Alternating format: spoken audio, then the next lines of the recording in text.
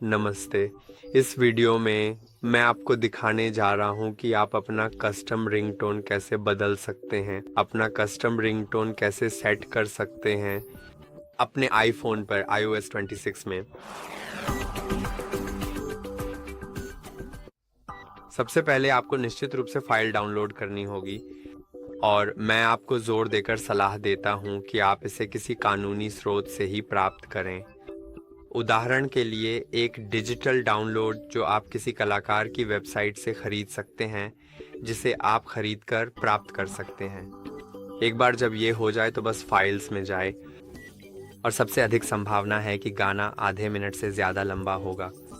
यहाँ आप देख सकते हैं, जब आप इसे फाइल्स में खोलते हैं तो आप देख सकते हैं कि मेरे मामले में ये 2 मिनट और 26 सेकंड का है, तो ये आधे मिनट से ज़्यादा लंबा है। अगर यह आधे मिनट से कम या ठीक आधे मिनट का है तो आप बस शेयर बटन पर क्लिक करें, फिर रिंगटोन के रूप में उपयोग करें, विकल्प ढूंढें और यह सेट हो जाएगा। लेकिन अगर आपके मामले में यह लंबा है तो अपने आईफोन पर गराजबैंड डाउनलोड करें। यह एक म्यूज़िक ऐप है जिसे आप ऐप स्टोर से डाउनलोड कर सकते हैं।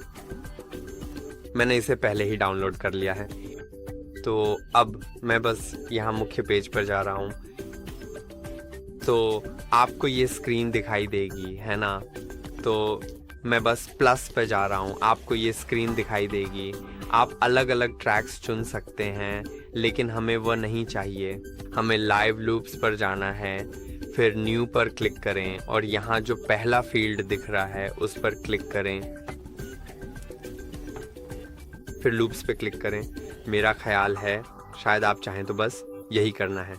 हाँ, लूप्स, फिर फाइल्स पे क्लिक करें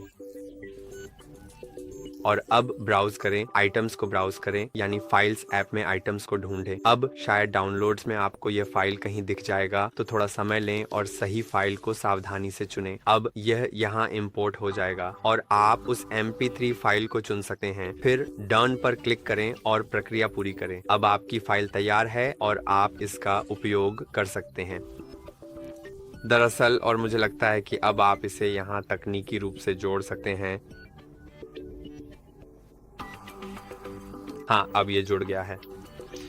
आप इसे यहीं देख सकते हैं और अगर मैं इसे चलाऊं,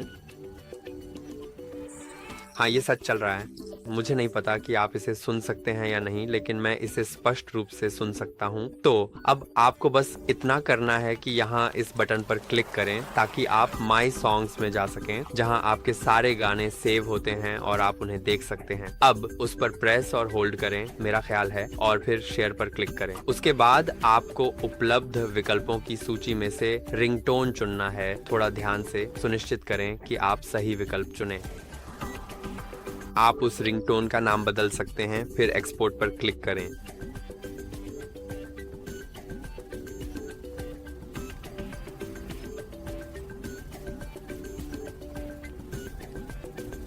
ठीक है, हाँ बिल्कुल ठीक है। नहीं, ठीक है, मैं समझ गया। मैं सच में भूल गया था। मैंने इसे अभी अभी जोड़ा था, लेकिन वास्तव में शायद इसे अब तक सही से काम नहीं कराया है। तो चलिए चलते हैं। मुझे लगता है कि मेरे पास था, मेरा गाना डाउनलोड्स में था। हाँ, तो चलिए उसमें चलते हैं। अब मुझे इसे आधे मिनट तक रिकॉर्ड करना चाहिए।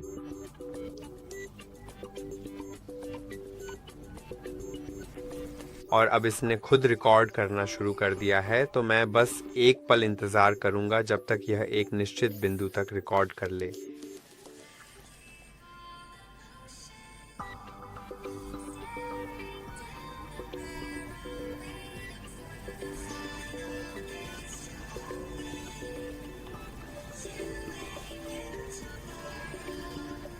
और जब आप हो जाएं तो बस इस पॉज बटन, स्टॉप बटन पर क्लिक करें और अब आप आसानी से, जब यह रिकॉर्ड हो जाए, जब उस ट्रैक का एक हिस्सा रिकॉर्ड हो जाए, और वैसे मुझे लगता है कि आप चाहें तो इसे काट भी सकते हैं।